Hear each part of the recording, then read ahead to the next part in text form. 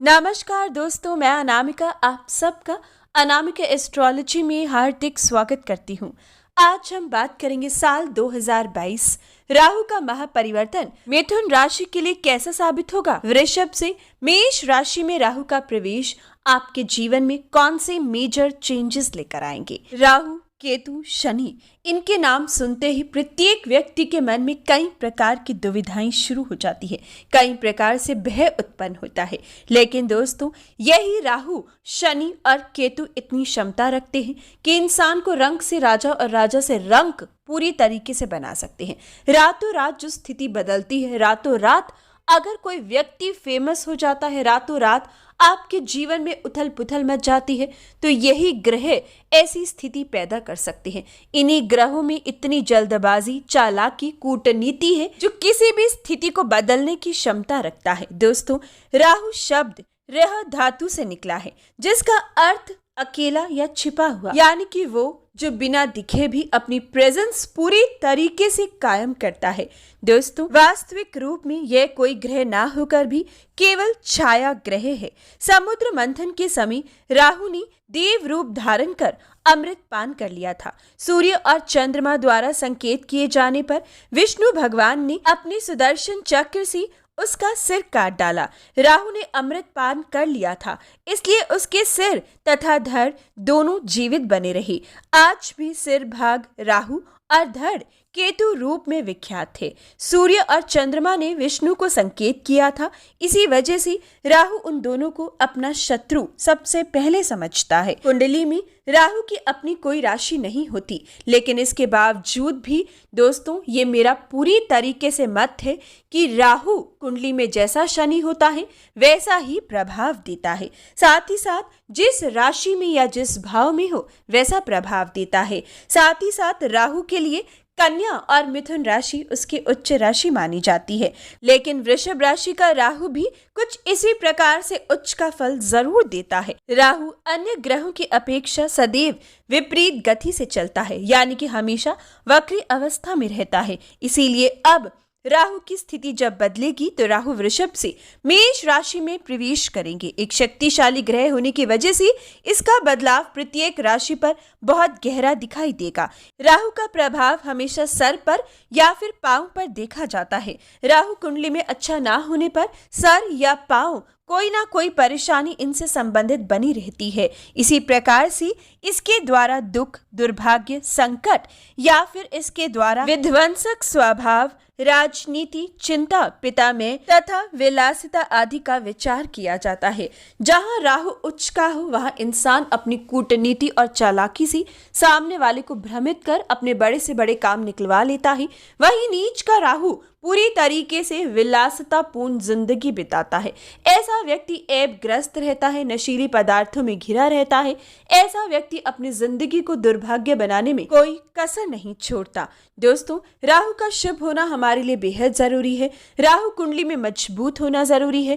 कई बार हर ग्रह आपके लिए खास होता है, लेकिन राहु की अशुभता इस प्रकार से इंसान पर प्रभाव डालती है, जन्म से ही कोई बीमारी इंसान लेकर पैदा होता है।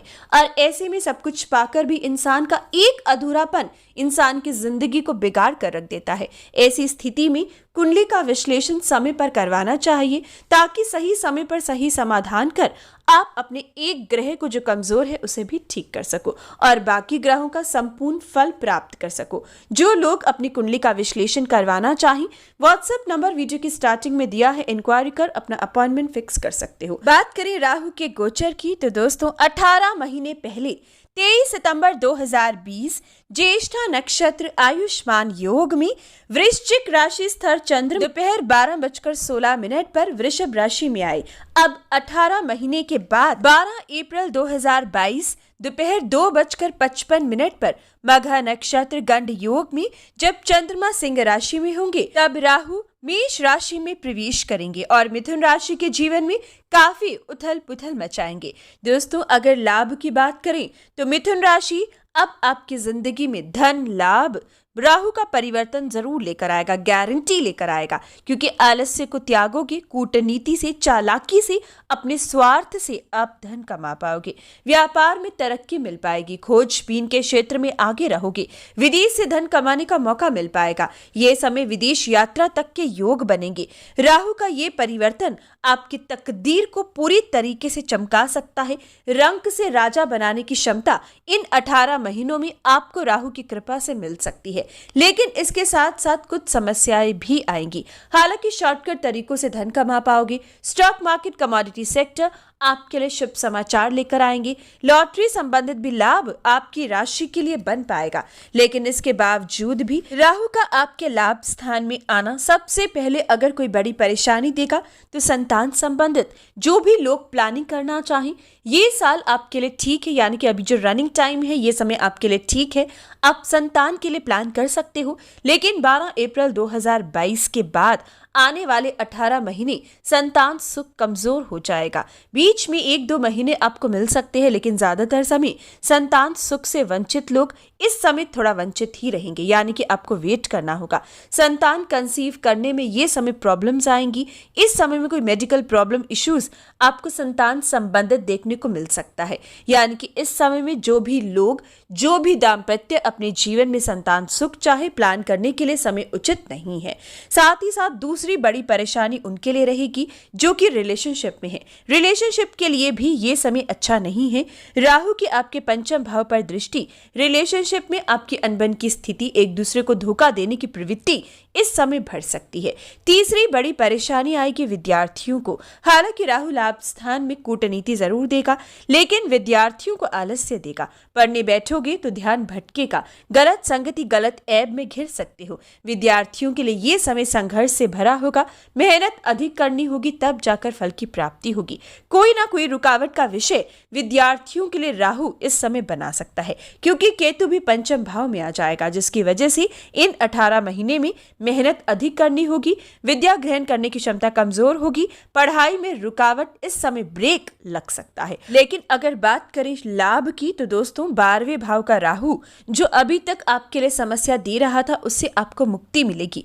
अभी तक राहु 12वें भाव में वृषभ राशि में आपके लिए ज्यादा नकारात्मक था, जबकि लाभ स्थान में आपको बेहतर रिजल्ट मिल पाएगा। 12वें भाव में राहु बैठकर कर्जे की वजह से परेशानी दे रहा था, कोर्ट कचहरी के मुकदमों में भाग दौड़ दे रहा था, असफलता दे रहा था। मित्र भी शत्रु बने होंगे। शत्रुता इस समय अधिक लोगों से हुई होगी, लेकिन अब इस समस्या से आप बाहर निकल पाओगे। साथ ही साथ भाग्य में कमी या फिर राहु ने सुख संबंधित परेशानियां दी होंगी।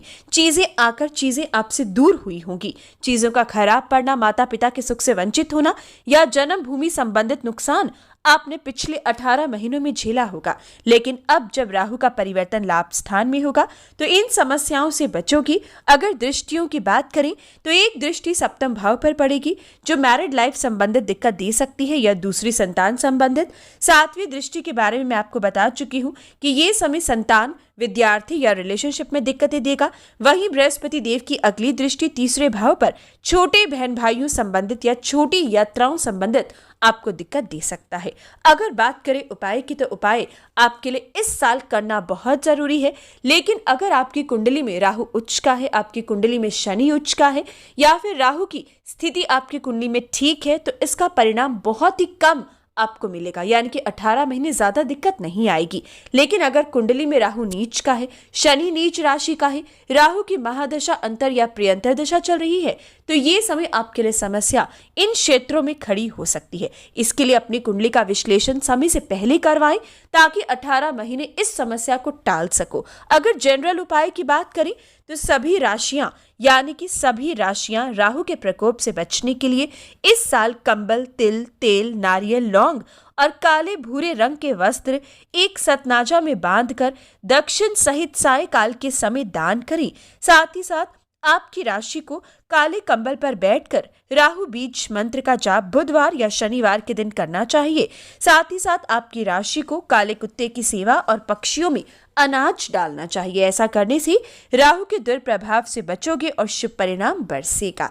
तो ये था आपके लिए साल 2022 की विशेष जानकारी। हर अच्छी बुरी खबर के लिए जय सिया राम लिखा करें, लाइक, शेयर और चैनल को सब्सक्राइब करें। धन्यवाद।